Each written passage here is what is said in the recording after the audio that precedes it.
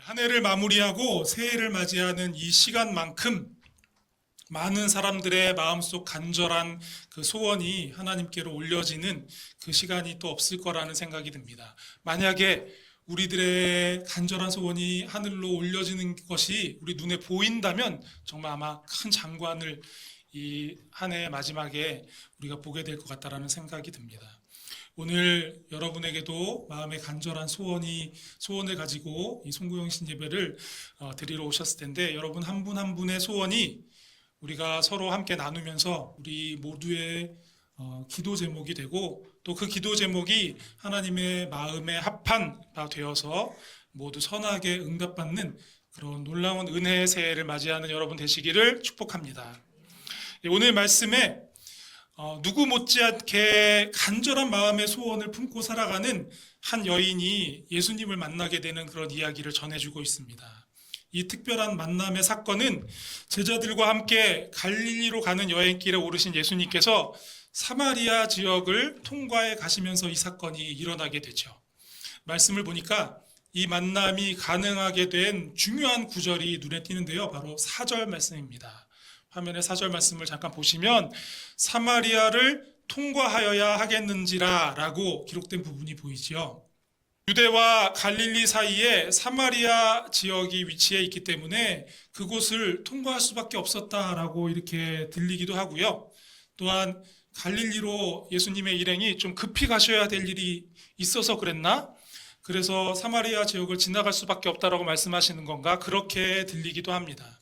그러나 4장 40절 말씀 잠깐 보시면 예수님께서 사마리아에서 그 여인을 만나고 또 여인을 통해서 그 사마리아 지역에 복음이 전해진 다음에 사람들의 요청에 따라 그곳에서 예수님께서 얼마나 더 머무십니까? 이틀이나 더 머무시지요. 이런 모습을 보면 예수님 일행이 일정이 급하기 때문에 사마리아를 통과해 간 것으로 보이지는 않습니다.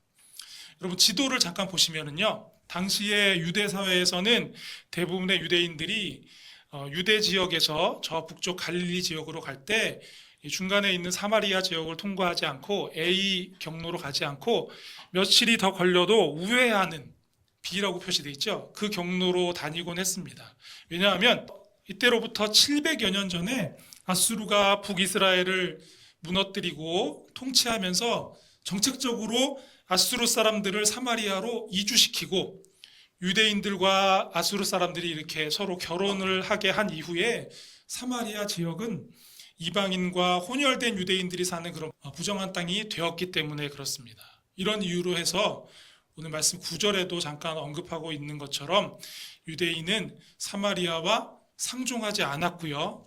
유대인들에게 사마리아를 통과하는 길은 물리적으로는 가까운 길일 수 있겠지만 마음으로는 더 먼 길이었습니다. 그래서 아까 보여드린 다른 경로로 이렇게 우회해서 가는 것이죠. 그럼에도 예수님께서 사마리아를 통과하는 길로 가려고 하셨습니다. 그 이유는 무엇이었을까요? 여러분 당시 상황을 보면 예수님은 여행 중에 지치고 피곤하셔서 홀로 우물가에 앉아 계셨고요. 제자들은 예수님께서 먹을 것을 구하러 마을로 들어가 있는 상태였습니다. 예수님께서 사마리아 여인과의 만남이 이루어진 이후에 그 다음에 제자들이 먹을 것을 구해오거든요. 그 사이에 먹을 거리를 구해와서 예수님 좀 피곤하시니까 이 음식을 좀 드시지요. 이렇게 권했을 때 예수님께서 어떻게 말씀하십니까? 30절과 32절을 함께 보겠습니다. 같이 읽어볼게요. 시작.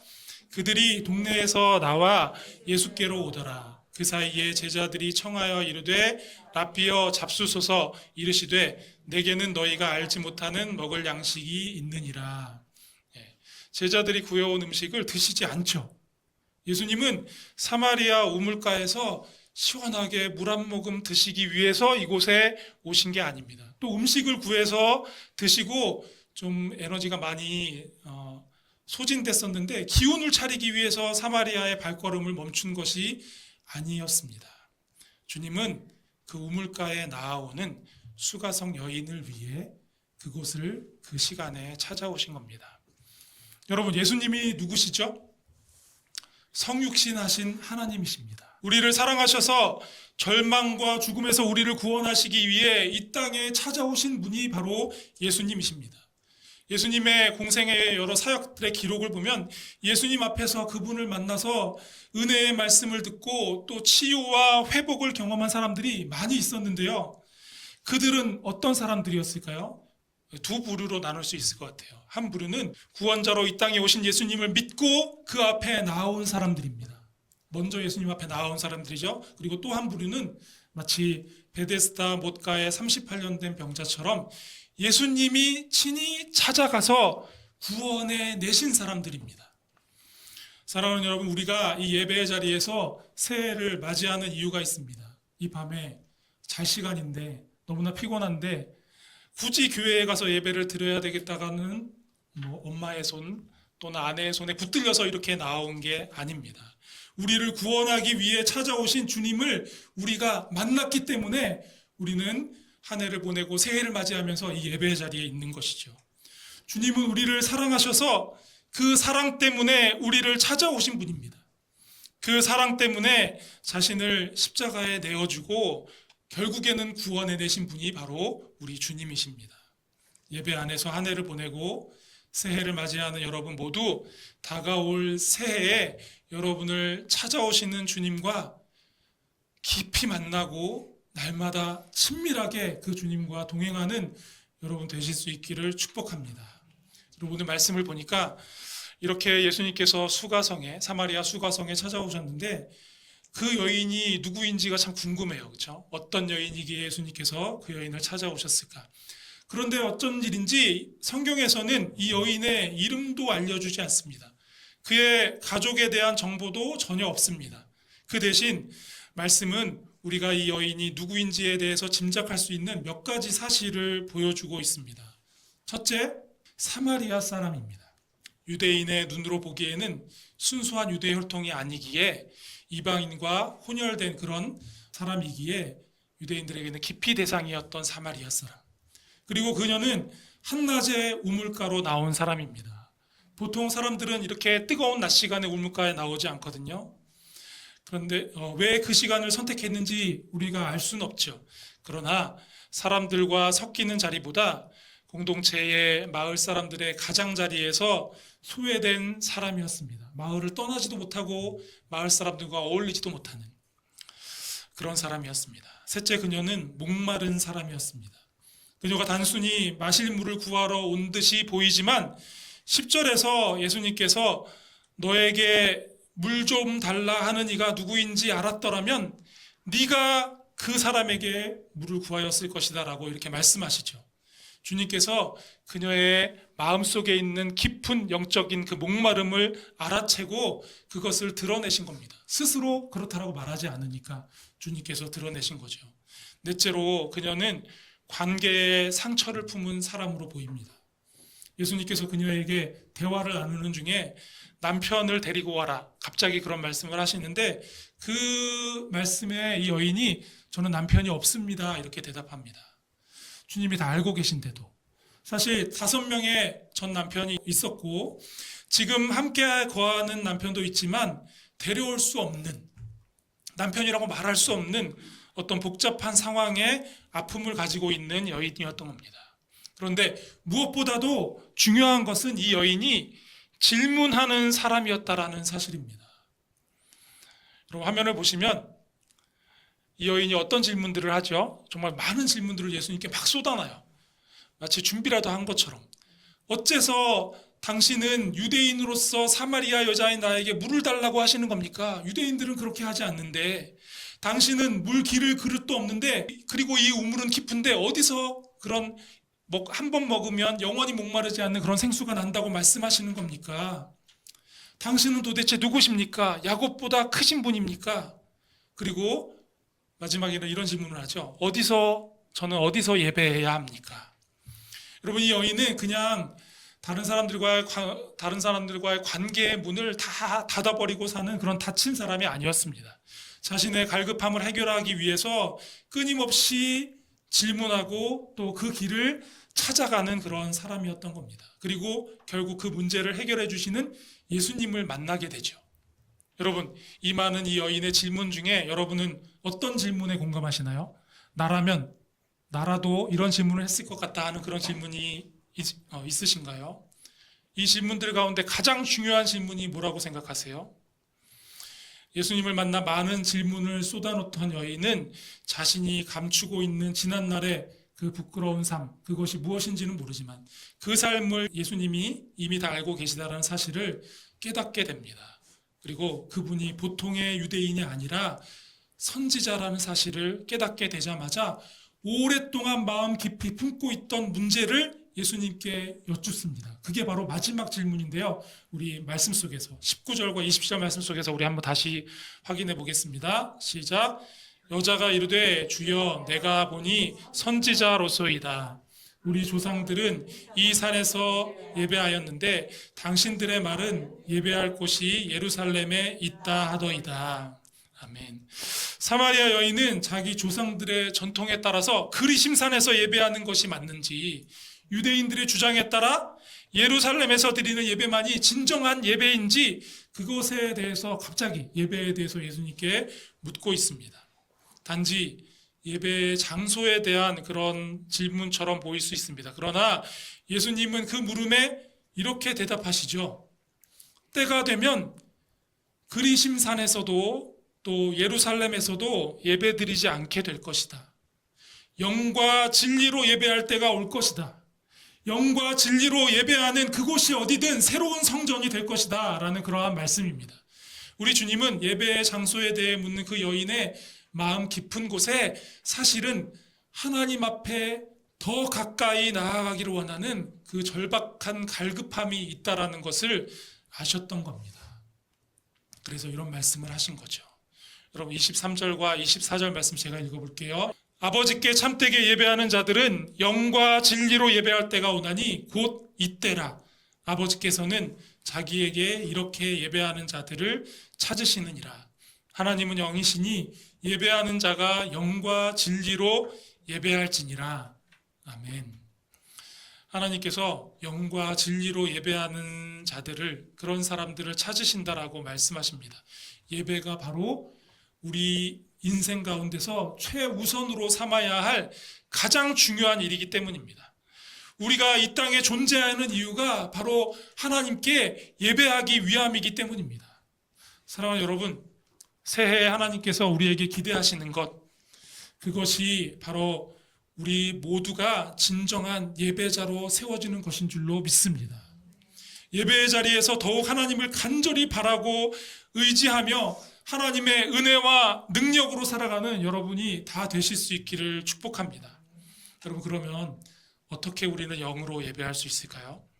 많은 사람들이 예배에 대해서 생각할 때 형식을 갖춘 예식, 또는 정해진 시간, 정해진 장소에서 정해진 순서에 따라 진행되는 어떤 재래적인 그런 모습을 보고 그것이 예배라고 생각합니다. 그래서 자신의 예배 드리는 어떤 자세, 그것은 별로 생각하지 않고 예배의 순서가 매끄럽게 잘 진행되고 기도자가 더 경건한 목소리로 기도하고 설교자의 말씀이 잘 들려지는 그러한 말씀으로 잘 정돈되어 있고 또 찬양대가 실수 없이 완성도 있는 찬양을 드려야 예배를 잘 드렸다. 오늘 예배 너무 좋았다. 이렇게 생각하는 경향이 있습니다. 물론 예배를 위해 한 그런 노력들이 너무나도 귀합니다. 그러나 이것은 단지 예배의 행위일 뿐입니다. 그 자체가 예배는 아니라는 거죠. 때로 우리는 예배 중에 감정이 격해지고 눈물을 흘리거나 기쁨에 겨워서 감격에 젖어들기도 합니다. 예배 가운데 영성이 고조됨에 따라서 감정이 막 이렇게 넘치도록 차오르는 경우가 있죠. 그래서 감정이 격해지면 큰 은혜를 받았다라고 생각하고 차분하면 잔잔한 은혜를 받았다 이렇게 생각하기도 합니다. 그러나 사실은 눈물이나 격해진 감정이 진정한 예배의 척도라고 볼 수도 없는 겁니다. 여러분, 영으로 드리는 예배는 영이신 하나님을 닮은 우리 사람들, 인간의 영이 예배 안에서 하나님의 사랑과 구원의 은혜를 깊이 깨닫고 마음 깊은 곳에서 우러나오는 감사와 감격으로 드리는 예배, 이것이 바로 영으로 드리는 예배입니다. 그럼 어떻게 이런 예배가 가능할까요? 성령님께서 우리 존재 안에 들어와 임재하시고 성령님께서 나를 이끄시도록 나의 존재를 성령님께 온전히 다 내어드리면 우리는 이런 예배를 드릴 수 있습니다. 영으로 예배할 수 있습니다. 사랑하는 여러분 모두 이렇게 영으로 예배하는 진정한 예배자가 되실 수 있기를 바랍니다. 또한 우리는 오늘 말씀해 보니까 진리로 예배해야 된다라고 말씀하죠. 예배는 진리에 대한 우리들의 응답이기 때문에 그렇습니다. 주님께서 영과 진리로 예배하라고 말씀하신 부분을 다시 자세히 보면은요, 진리라는 표현에 헬라어 원어 알레데이아라는 단어를 사용하고 있거든요. 이 단어는 하나님의 말씀이라는 뜻을 가지고 있습니다. 요한복음 1장은 말씀이 육신이 되어 우리 가운데 오셨고 그분이 예수 그리스도시다라고 증언하고 있습니다. 또 예수님은 자신이 스스로 길이요 진리요 생명이다라고 그렇게 선언하십니다. 그러니까 진리로 예배하라라는 말씀은 결국 복음에 합당하게 그리스도 중심으로 예배하라는 그런 말씀이 됩니다. 여러분 골로새서 3장 16절 17절을 보면요, 사도 바울도 골로새 교회 성도들에게 온전한 예배를 위해 너무나도 귀한 말씀을 전해주고 있는데요, 우리 함께 읽어보도록 하겠습니다. 시작. 그리스도의 말씀이 너희 속에 풍성히 거하여 모든 지혜로 피차 가르치며 권면하고 시와 찬송과 신령한 노래를 부르며 감사하는 마음으로 하나님을 찬양하고 또 무엇을 하든지 말에나 일에나 다 주 예수 그리스도의 이름으로 하고 그를 힘입어 하나님 아버지께 감사하라. 아멘. 초대교회 성도들은 이렇게 시와 찬송과 신령한 노래를 부르면서 감사하는 마음으로 예배를 드렸습니다. 그런데 그에 앞서 더 중요한 것이 있습니다. 바울은 그리스도의 말씀이 너희 속에 풍성히 거해야 한다라고 말씀하고 있습니다. 예배드리기 위해서 그렇게 해야 한다라는 겁니다. 그리스도의 말씀이 그들 속에 풍성히 채워질 때 바른 기도와 찬양과 바른 예배를 드릴 수 있다라는 겁니다. 이것이 진리로 드리는 예배입니다. 여러분, 우리의 매일의 삶이 정말 너무나 바쁘죠. 그런 이유로 인해서 주중에 말씀을 읽지도 못하고 묵상하지도 못하고 그러다가 주일에만 와서 예배의 자리에 나온다면 우리가 어떻게 온전히 진리로 예배할 수 있겠습니까? 성령의 도우심을 의지하여서 매일 말씀을 읽고 또 묵상하고 기도하며 감사하는 마음으로 예배하는 그런 예배자 되실 수 있기를 간절히 축복합니다. 여러분, 이제 곧 새해가 시작될 텐데요. 새해를 맞이하는 여러분의 마음이 좀 긴장되시나요? 좀 설레는 마음이 있으십니까? 새해에는 어떤 일들이 일어날까 그런 마음으로 설레시나요? 우리가 다른 곳으로가 아니라 새해에 영과 진리로 하나님 앞에 드릴 예배, 그리고 그 예배에 부어주실 놀라운 은혜와 하늘의 능력을 기대하며 새해를 맞이할 때 설레는 마음을 가지시는 여러분이 되실 수 있기를 바랍니다. 이제 시작될 새해의 첫 시간부터 온전히 영과 진리로 예배하는 여러분들이 되기를 간절히 바랍니다. 이것이 바로 오늘 이곳에 모인 여러분을 향한 하나님의 간절한 기대입니다. 예배가 얼마나 우리 삶에 큰 영향을 주는지 그것을 가장 잘 보여주는 이야기가 성경 어디에 나올까요? 창세기 4장에 나옵니다. 첫사람 아담과 하와의 두 아들 가인과 아벨이 거기에 등장하죠. 가인과 아벨이 하나님께 예배를 드렸습니다. 그런데 하나님께서 가인의 예배는 받지 않으시고 아벨의 예배는 받으셨습니다. 여러분, 제 말이 맞나요?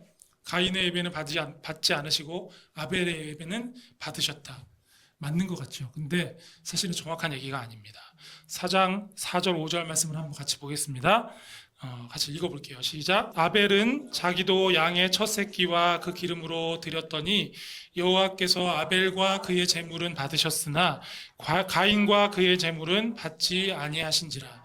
가인이 몹시 분하여 안색이 변하니. 여러분, 다음 화면을 보십시오. 아벨의 예배를 받으시고 가인의 예배를 받지 않으신 게 아닙니다. 아벨의 삶과 그 예배를 받으셨고 가인의 삶과 그 예배를 받지 않으신 겁니다. 하나님은 단지 예배만 받으시고 안 받으시고 그런 분이 아닙니다. 예배자의 삶과 그가 드리는 예배를 함께 받으시거나 또 받으실 수 없거나 그런 겁니다. 예배 안에 우리의 삶이 담겨 있기 때문입니다. 우리 삶이 곧 예배이기 때문입니다. 그래서 로마서 12장 1절 말씀은 이렇게 말씀하죠. 내가 하나님의 모든 자비하심으로 너희를 권하노니 너희 몸을 하나님이 기뻐하시는 거룩한 산 제물로 드리라. 이는 너희의 드릴 영적 예배니라. 그럼 여기에 거룩한 산 제물은 그리스도인이 자신의 삶을 주님께 온전히 바치는 것을 의미하는 겁니다. 우리는 왜 이 말씀대로 우리의 삶을 하나님께 예배로 드려야 할까요? 그 이유는 바로 우리 주님 때문입니다. 예수님께서 자신의 모든 삶과 자신의 몸까지 하나님의 뜻 앞에 온전히 드리심으로 깊은 절망과 죽음에 빠져 있는 우리를 구원해 내셨기 때문입니다. 그래서 우리도 우리의 온 삶을 예배로 하나님 앞에 올려드릴 때에 그때 비로소 우리의 존재의 목적에 합당한 진정한 삶을 살아갈 수 있기 때문입니다.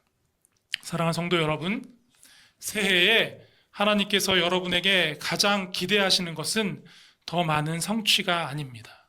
더 많은 것을 이루고 무엇인가를 얻는 것이 아닙니다. 하나님께서 새해에 여러분에게 가장 기대하시는 그것은 바로 더 온전한 예배입니다. 영과 진리로 하나님 앞에 드리는 예배.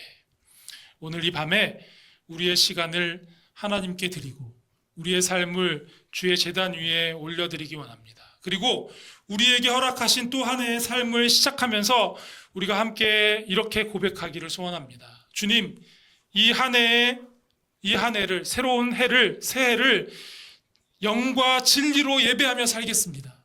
제 삶이 주님 앞에 향기로운 산제사가 되게 하여 주시옵소서.